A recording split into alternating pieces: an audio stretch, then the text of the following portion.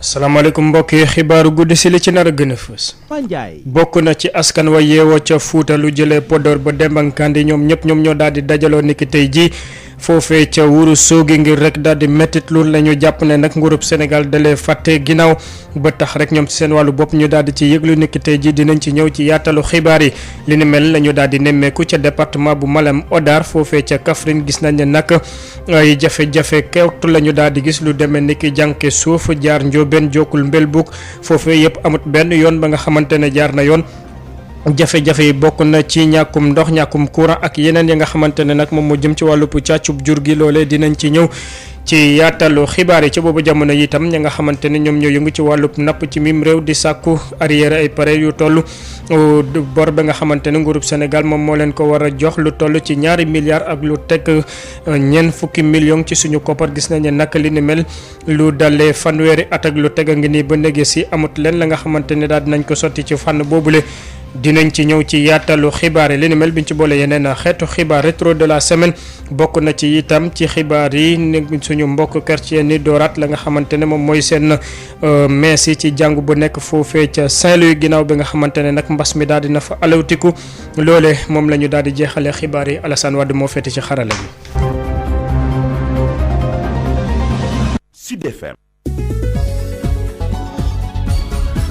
Birama Ndiaye. sant leen gërëm leen di leen tatagan ci teelu bi ngeen di teewlu seen rajo Sud FM 98.5 ak mboolem suñu bànqaas suñu lëkkaloo présidentielle yu Guinée Conakry fi mu ne nii nit ñaa ngi xaarandi la nga xamante ne moom mooy daal di ruusee ci urne yi rawatina ci lu jëm ci wàllu vote bi ak nu mënti demee fi mu ne nii nag ñoo ngi ci wàññu xob yi di xam diggante kile di Alpha Condé ak Seydou Dalein Diallo ak yeneen fukki candidat yi kan moo ci nar a nekk. ci juróomi at yi ñu dëgmal njiitu réewum li lee di Guinée Conakry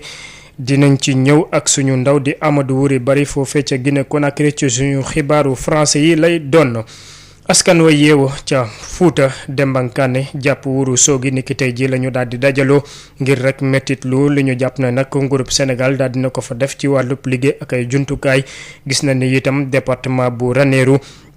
mi nga xamante ne moom moo gën a yaatu région bu Thiès ñaari dëkk kott ñoom ñoo fa daal di am courant loolee nag jéggi na dayo Abdourahmane Diène. politiciens yi nekk fii ci diwaan bi dañ daan faral di naan Fuuta Macky Sall ko moom wante tey jii askan wi nga xam ne ñoo fi yeewoo dafa mel ni kontaanuñ benn yoon ba tax na ñu ngi tàmbalee di féppoo. Fuuta ñu amee maar dañoo sonn ñun waa Fuuta dee nañ tàyyi nañu waa Fuuta. tey jii fu ne la ñu bàyyeekoo ca Fuuta li ko tàmbalee ca Podor jëm ba Dembankane jaaree ko ca Ranérou Ferlo dañoo wàcc si ca Wuro Sogi ngir daal di wane seeni nakar ñu ngi booloo dajaloo ci mouvement bu ñuy duppee président yi jut Fuuta maanaam président gestul waa Fuuta ngir ñu xamal njiiti réew mi ñoom waa Fuuta sonn nañ tàyyi nañu. l'éducation bi soox bi ba nga xamante ne bii ñun Fuuta tey dañoo soxla université ba nga xamante ni suñuy frère ak suñuy doom lañ fi jàngee reste fii nekk ñuy dem Casamance di dem Saint-Louis dañoo bëgg doomi Fuuta yi reste fii nii nendoori baa ngi nii suuf si ña ngi koy sax-saaxee ña ngi koy joxe n'importe quoi lu nekk ñi di ko joxe fii nii loolu dañoo bëgg mu dakk ci Fuuta ba nga xamante ne bii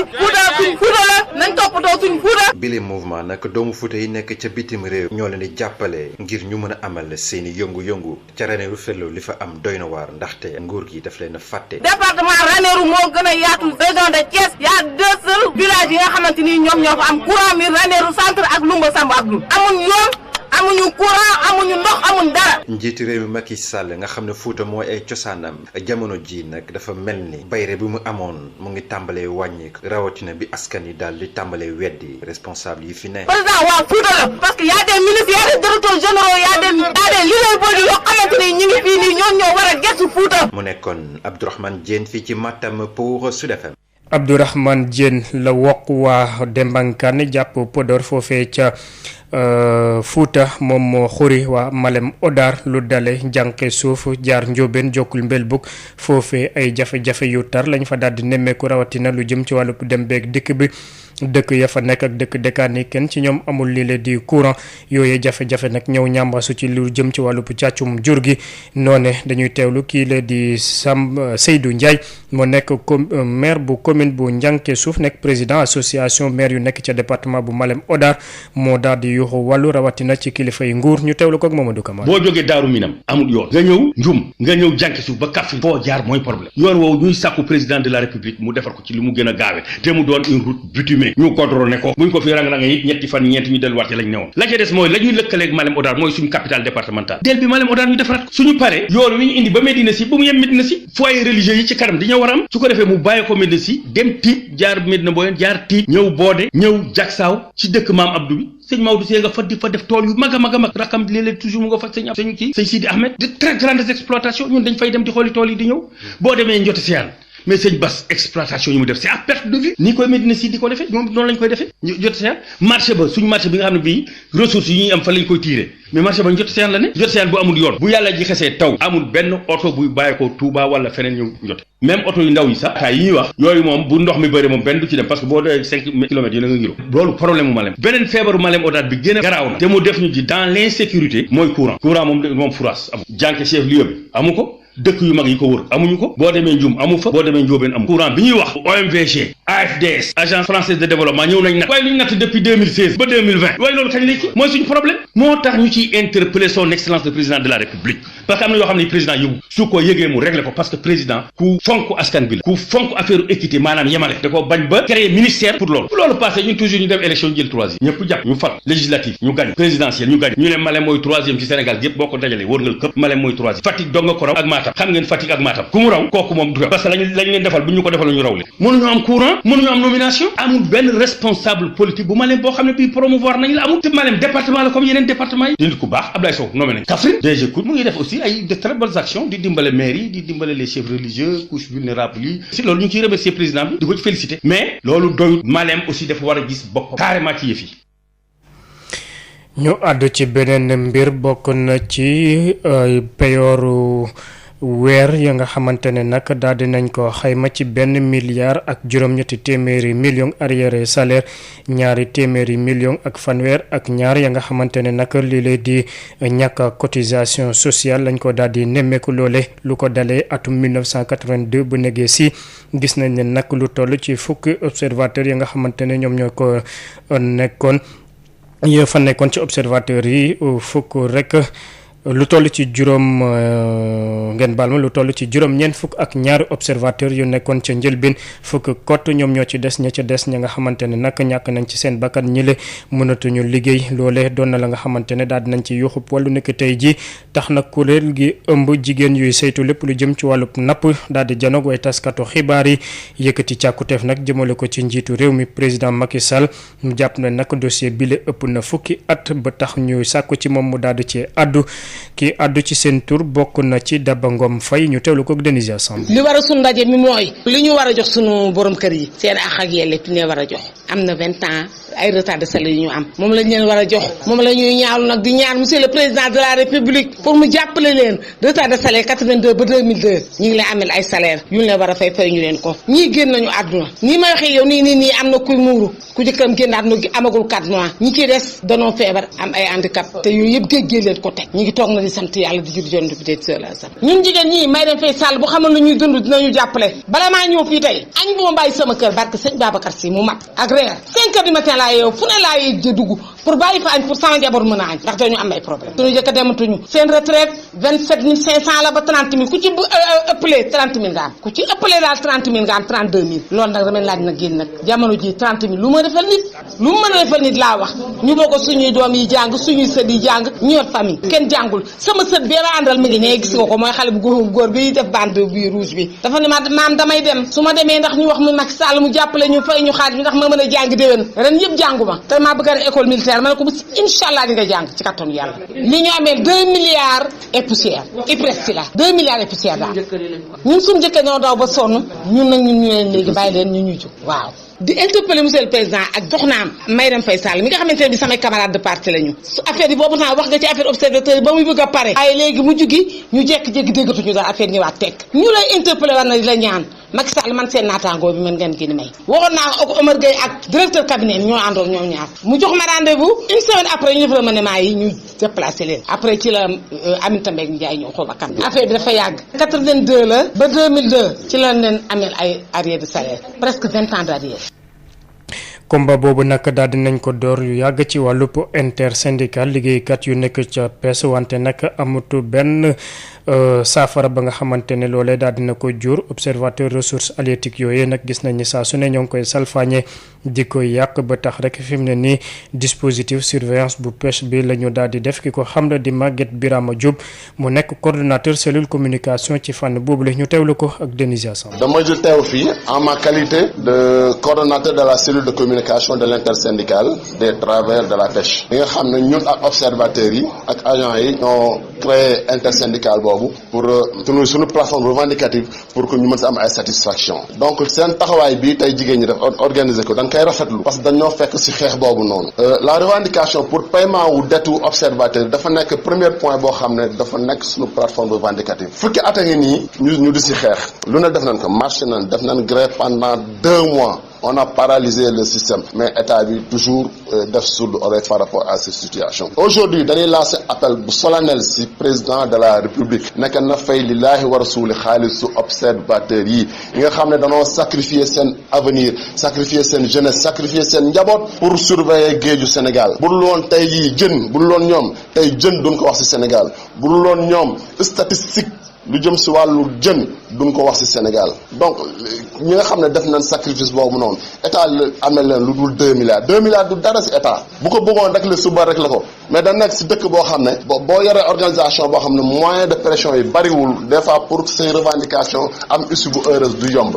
donc encore une fois ñu ngi lancé un appel solennel à l'endroit du président de la République pour que vraiment observateurs yi nga xam ne ñu ci bari aujourd'hui yàlla jël na leen ñu fay leen seen dette boobu leen état bi amee. ci fànn boobu la ñuy des ci napp bi ak lu jëm ci wàllu géej bi gis nañ ne itam fan yële coowal licence de pêche yi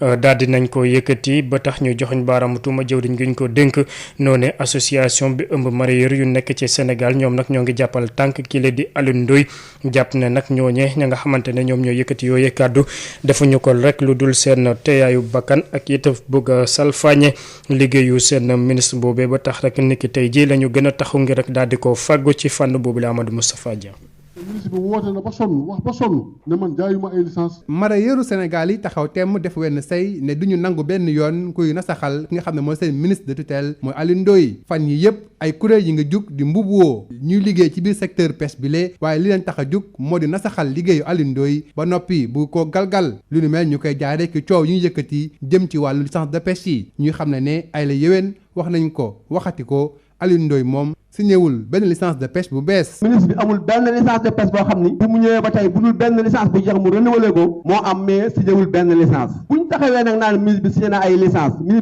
licence te dara amu ci loolu lañ taxaw fii tey pour dindi ko xam ni benn licence ministre de la pêche Alioune Ndoye signéwu ko wax ji na leer. ci noonu mareyeurs yi nga xam ne li leen tax a jóg moo di seen secteur bi ànd ak dal te kenn bañu koo ruubee bañ koo jaxase ñu xam ne jamono ji ñoom taxaw nañu temm ngir aar liggéey bi nga xam ne ci li ñu ñaqee di jëriñu di fekk seeni soxla. bukki yi nga xam ne deru bay muuroo ko nekk ci biir rek di ruube bi nag lañ bëgg si dañoo bëgg nag ngir yàlla ak yonante bi yàqkat yooyu nga xam ne ñooy yàq nañ ñu sarax génn seen làmmiñ ci pes bi. liggéeykat yi yëngu ci wàllu njaayum jën ak jënd ko di xam ne am na lu bëri loo xam ne ñu ngi koy jéem a dugal ci biir xelu nit ñi ay naxee mbaay la dafa am ñoo xam ne li leen tax a jóg mooy yàq moo tax ñu bëgg a ëlëmal xelu nit ñi te lu nu mel dara du ci dëgg ñi xam ne gaal yi di teer fii ci réew Sénégal di fi andi jën ñooy tax ñu mën a jaay jën ci marché yi niki noonu it ci gaal yooyu lee la leen li ci ndaw yi di xëy kon boog buñ ko dakkalee musiba lay jur. waa léegi nag luñ bëgg ñu bañ a renouveler bu ñu renouveler wul port moom lu mu fiy def ndax port ba tata pes la fay wàcc loo ca amu fa ku nekk da nga secteur bu ne dafa am wàllam kenn ku ne nañ la bàyyeeg sa wàll nga liggéey am la nga war a am dama ne usine yaa ngi fi benn usine jën bu nekk bi fi nekk tubaab yi nekk fi dañu daan jox quota. mareyeurs yi lee bootu ci ay kuréel yu bëri te wuute di xam ne bés ñi ki tey taxaw nañu temm daañu wër fépp foo xam ne mareyeur mi nga fa yee la daal di lay wax nga taxaw temm ndax kat am na ñoo xam ne ñu ngi yoot bugg mbubboo secteur bi dugg ci biir daal di koy yàq te lu ni mel duñ ko nangu benn yoon. Sud FM di ab lëkkaloo ci njëriñu askan wi. ngeen fi wéy di fi taataan xibaar yi bànneex ak mbégte la ñu daal di nemmeeku ci suñu mbokk chrétien ni foofee ca Ndar niki dibéer gi la ñu dooraat lépp lu jëm ci seen wàllub jàmmub yàlla ci jàngu ga bokk na ci diocèse bu Saint-Louis loolee nag ñoo ngi ko amale ci jamono mbas mile ñu daal di fonk lépp lu jëm ci wàllub mesure barrière yooyu dispositif boobee nag gis nañ ne bëri na ñooñ ña nga xamante ne daal di nañ ko fonk niki tey ji ci teewaayu Yves Tendeng.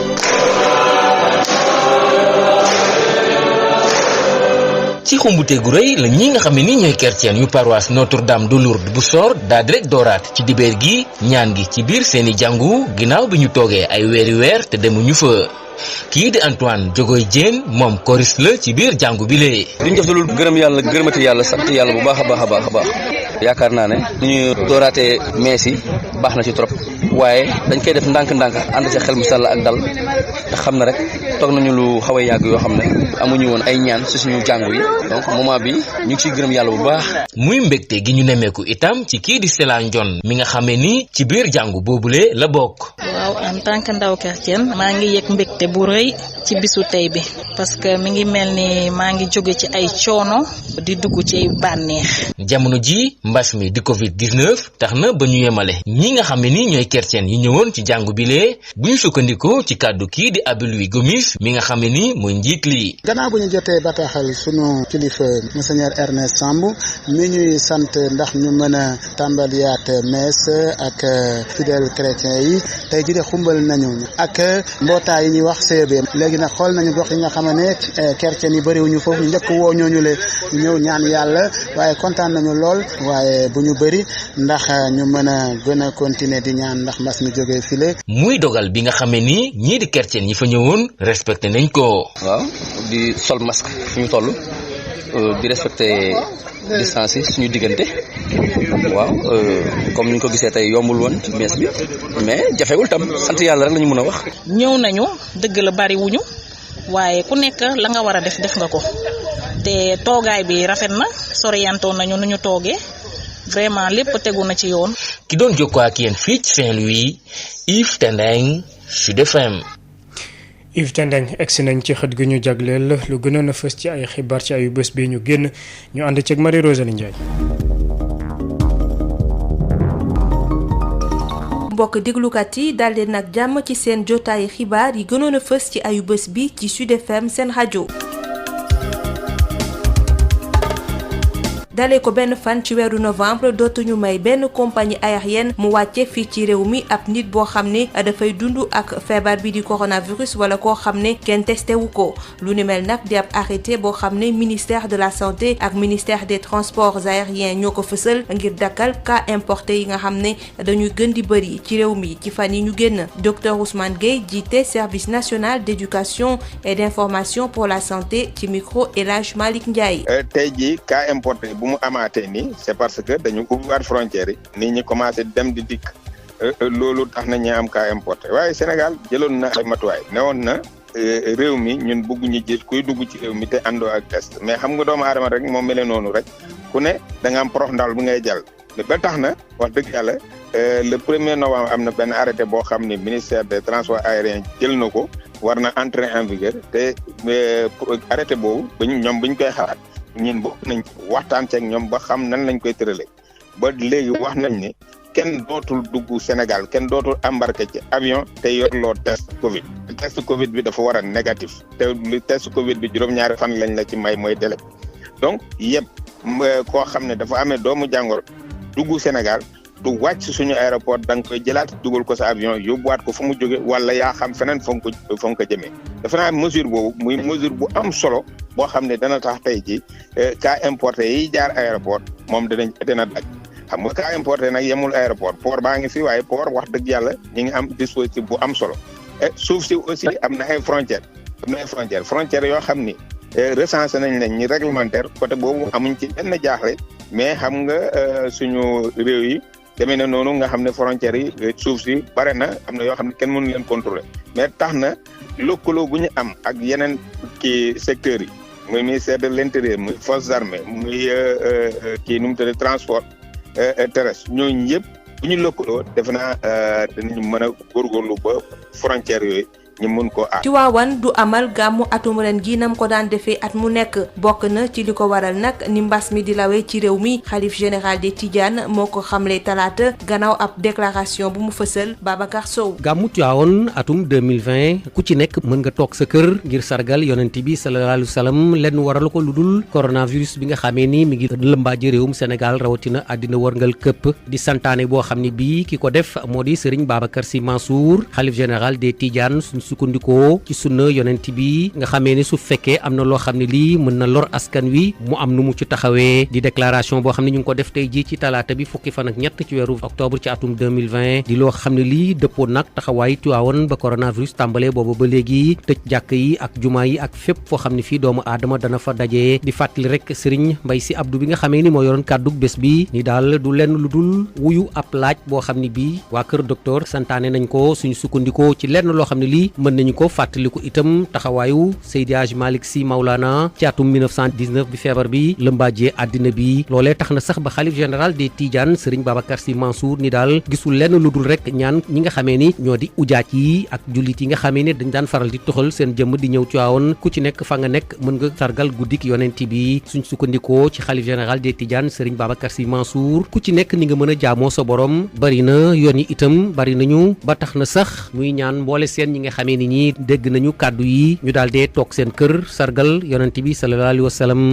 Tiwaawan Babacar Sow dañ ca jokk ak yéen pour Sud FM. njiitu réew Gambie Adama Barrow daal dina dakkal bépp aye maanaam mesure de restriction yi nga xam ne jëloon nañu ko ci wàllu dem beek dëkk bi soxal yoon wi waaye tamit géej gi ci ay frontière am naka noonu njiit la di xamle ne baax yi dancing yi ak casino yi ñoom it dinañu ubbiwaat seen buntu gannaaw bañ leen tëjee ci diiru juróom-benn weer ndax mbas mi di Covid-19 Moussa Dramé. ci bataaxal boo xam ne siiwal nañ ko ci ajuma ji fukki fan ak juróom-benn ci weeru octobre njiitum réewum Gambie di Adama Barrow wane na ci ne it lépp loo xam ne si mu aju woon ci tere dem ak dëkk boo xam ne def na ko ci ay frontières yi daf ko yëkkati mu nekk loo xam ne daf ko fësal naka tey jii excellence yi njiitum réewum Gambie di Adama Barrow wane na it ci benn bataaxal bu ñu bind ci anglais ne it ay frontières yi moo xam ci suuf ak it ci ndox mi ci Gambie yëkkati nañ ci saa si tere biñ ci def yëkkati boobee it way jëfandikoo yi dañ ci bég lool ndax it jafe-jafe boo xam ne it taroon na lool ci contournement maanaam jaare ci yoonu Tambacounda boo xam ne dooloon nañ ko ci fukki fan ak juróom-ñeent ci weeru mai bi weesu ni it nekk jamono joo xam ne ci la Gambie tëjoon rap ay frontière am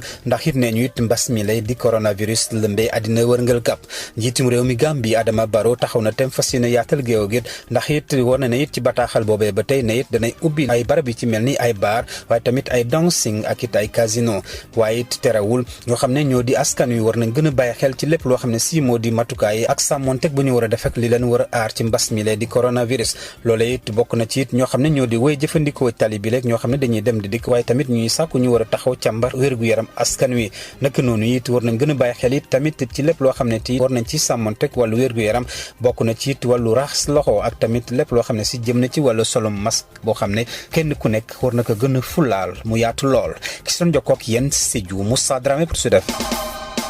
ay activiste ñooy laaj ñu dàkk ci assemblée nationale député bi di Aliou Dembourou Sow gannaaw bu mu fësalee ay kàddu di woo ay ñoñam ngir ñu jëfandikoo ay jaaseek yu ni mel ngir fexe ba njiitu réew mi Macky Sall mën a amal ñetteelu mandat présidentiel fii ci réew mi lu ni mel nag ñoom activiste yi dañu jàpp ne tey xiir askan wi ci cong ba tax nag ñuy woo procureur ngir mu jóg ci àllarba la ñu doon dajeek taskatu xibaar yi ci teewaayu Josette Kali. lépp lu mu aajowoo muy jàmmu Sénégal pare nañ ci lépp lu mu aajowoo yoo xam ñun fitna lañ ci bëgg ñun pare nañ ci. ci nii la activiste yi di songee kàddu parparloo yu député bii di Aliou Dembourou Sow ginnaaw ba ñu fësalee seen ñàkk ànd ñu ngi xamle ni njiitum réew mi Macky Sall du ay mbokkam ñoo ko teg ci bopp réew mi waaye ab peuple souverain moo def lu ni mel loolu tax ñuy xamle ni ñetteelu mandat kenn xalaatu koo def fii Abdou Karim Gueye xurum xaa bu nitu dëgg. mooy ñun faale wuñ leen lii mooy ñun lu ñu neex la ñuy def léegi nag ñun ndax dañu nekk Sénégal boo xamante ni daa am ñu ko moom am ñu ci bokk am ñu ci bokkul ndax dañu nekk Sénégal boo xamante ni nit day taxaw di saaga askanu lëmb ba indi fitna naan génne leen ay jaasi ñu xalaat Macky Sall Sénégal Macky Sall dafa tuuti ci jàmbe ko donc affaire bi nekk ko problème mu ethnie parce que démocratie Sénégal la Macky Sall delloo ginnaaw ba mu yéesu léegi nag di ba max pour am troisième mandat boo xamante ne nii dafa ko bëgg forcer te loolu ñu ne ko moom bëggee ji fer du ko amee fii su fekkee dafa weddi li ñuy wax na taxaw mu déclaré moom en tant que président de la République que moom day def troisième mandat mu xool du fanaan ci palais ñun nañ taxaw ñun ñëpp le Sénégal wan ko ni ko ñun on est là ci nekk ci république lañ nekk te état de droit dañ ko respecté. ñu mer ba futu yi les activistes bokk ci collectif citoyen indépendant ñooy dankaafu ñi faree ci nguur gi dem sax bay sàkku ci ñu dàq Aliou Dembourou Sow ci bépp instance rawatina ca pencum ndaw réew ma. Mansour Mboup coordonnateur bu jeunesse au pouvoir. Aliou Dembourou Sow boobu dañu bëgg ñu lever immunité parlementaire am dàq ko APR ba pare qu'il n'ouvre plus sa bouche pour parler parce qu'il constitue une menace pour la paix sociale et la cohésion nationale. Donc dañ ko war a jëlee assemblée nationale parce que amu fa place am amul sax place am ci géttu ay xar bañ ko yóbbu assemblée nationale. jaas yooyu muy woote nag bis bu jaas yi commencé il sera la première victime. Les gens se connaissent, ils savent qui il est,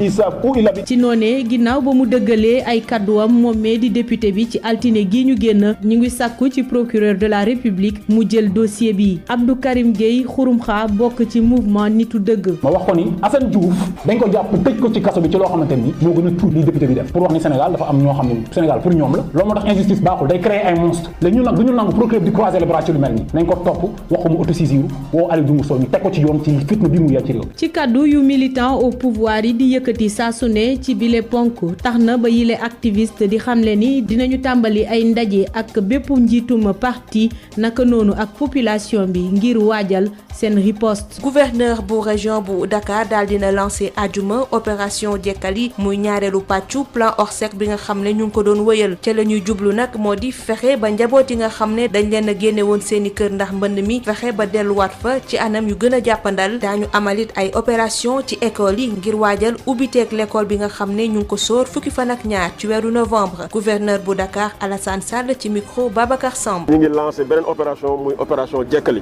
mooy d'abord fépp fu nga xam ni pompe nañ ko ba ndox bi jeex fa dañ koy assainir danañu ak waa UCG yi ànd ak population bi ak volontaires yi ñu bale ñu nettoyer camion yi nga xam ni ñoo doon defar mbedd yeeg yooyu maasale service d'hygiène ñëw bu ñu ñëwee ñoom dañuy pomper bu ñu pomper ba noppi dinañ jël ay produits d'hygiène ay lu mel ni ay eau de javel ak ay saaboog ay lave-mains may ko population bi. deuxième chose mooy population yi seen bopp dinañ jël ay matelas yu nga xam ni dinañ leen jël may leen ko. léegi nag jekkali bi bu demee ba nga xam ni defar na ba kër yi baax ba ñu écarter les risques de maladie et autres ñu accompagner nag population yi ñu dellu seen kër bu ko defee vie bi nga xam ni moom lañ daan mëne mu continuer. beneen volet bi nga xam ne également ci jekkali bi la mooy volet santé médicament pharmacie régionale d'approvisionnement moom moo war a exécuter opération boobu donc on en a 160 donc ce qui va faire effectivement médicaments yi nga xam ne valeur bi actuellement 160 millions la donc loolu la ñuy jël teg ko ci loxo structure de santé yi pour ñu jàppale population bi. léegi ci wàllu ubbite école yi normalement balaa ñuy ubbi sax dinañ def CRD rentrée ñu expliquer ñëpp li nga xam ne moom la ñu préparer pour la rentrée. mais wàllu opération fendi bi dafa am loo nga xam ne lu spécial la lu ñu jagleel école yi actuellement dinañu xaar juróomi téeméeru charge ay camion suuf yi nga xam ni dinañ ko dugal ci région bu Dakar ñooñu bu ñu ñëwee ñoom ñooy remblayer écoles yi am jafe-jafe yi ak les sites yi nga xam ni actuellement également des na ndox ba léegi ñu war fa indi suuf. ensuite opération bi nga xam ni pour saupoudrage la désinfection désinsectisation également dinañ ci jagleel pàcc bu am solo lii nga xam ni moom mooy établissement scolaire yi. opération jekkale bi bu soobee yàlla taxaw na pour du dépasser 10 jours. mbokk déglukat yi yile xibaar gënoon a fës ci ayu bés bi ci Sud FM seen rajo ma leen di jaajëfal di leen jox dig daje dibeer bi di ñëw. Birama Ndiaye.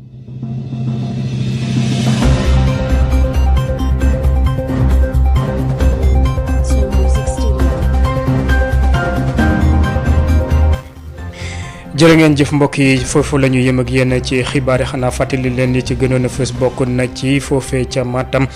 ca Podor lu dalee Matam ba ca Dembankaane ca Fuuta gis nañ ne itam ay jafe-jafe lañ fa daal di nemmeeku ba askan wa fa daal di génn niki tey jii ci mbedd yi ngir rek daal di ñaawlu doxalinu politique bu président Macky Sall foofee loolee la ñu daal di nemmeeku itam ca Malem Hodar yoon bu baax ak it lu jëm ci wàllu jumtukaay rawatina li leen di courant ak lu jëm ci wàllu càccum jur gi loolee yëpp ñëw ñàmbaasuti teewlu ngeen leen ci suñu yaatalu xibaar yi noone bokk nañ ci yeneen xibaar lañ ci daal di boole rawatina lu jëm ci coowal napp gi ak yët jafe-jafe yañ ca daal di nemmeeku jeexale ko ci lu gënoon a fës ci xibaar yi ci ayu bés bi doore ko itam ci la nga xamante ne moom moo jëm ci wàllub élection présidentielle yu am ca Guinée mbokk yi fii la ñu yem ak yéen ci xibaar yi sant leen gërëm leen ci kanam tuuti bu 22h jotee kii di Aïssatou Gueye ba ñëw ak yéen ci xibaar yi ci yaatal ci français lay doon ñu gërëm bu baax Alassane Wade mi féetoon ci xarale bi. Birama Ndiaye.